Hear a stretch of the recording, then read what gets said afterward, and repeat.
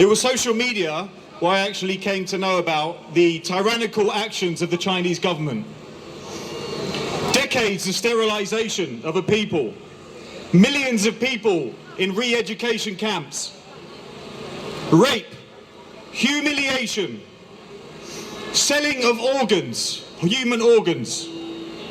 I began to research a bit further into what was going on.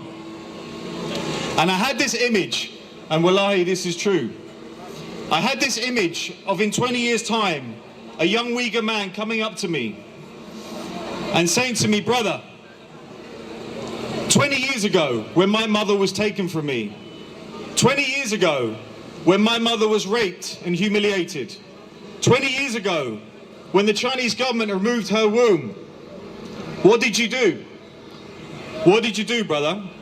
And that got me thinking, what can I do? What possibly can any of us do? What can an average Joe like myself, just a law-abiding citizen, do for the Uyghurs? And that's my message for today. I found social media, so I have my own platform. And like I said before, we all have access to social media. Our grandfathers and grandmothers are on Facebook, some of them. We truly have the ability to affect change, every single one of us here. And I'm going to give you two examples where that's already happened. So number one, the image of the Chinese government has been tarnished. People are aware they've been exposed. That's the first one. The second one, boycotts. So most of us here now know who to boycott. And this has impacted China. So these two very things that we've done, all of us, have impacted China, the Chinese government directly. And how do we know this has taken effect? How do we know the Chinese government are how do we know this really hurts them? Well, check this out. I don't know if you guys knew this. The Chinese government hired 2 million people to message on social media platforms. You've all probably seen them. The ones that cause doubt. Nothing's going on over there. It's all lies. It's all propaganda. Well, the Chinese government have put 2 million people in amongst our social media to try and cause this confusion.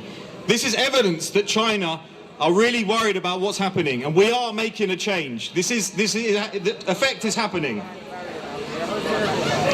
I want to finalize by saying, it's not really so much that brother in 20 years' time that really worries me.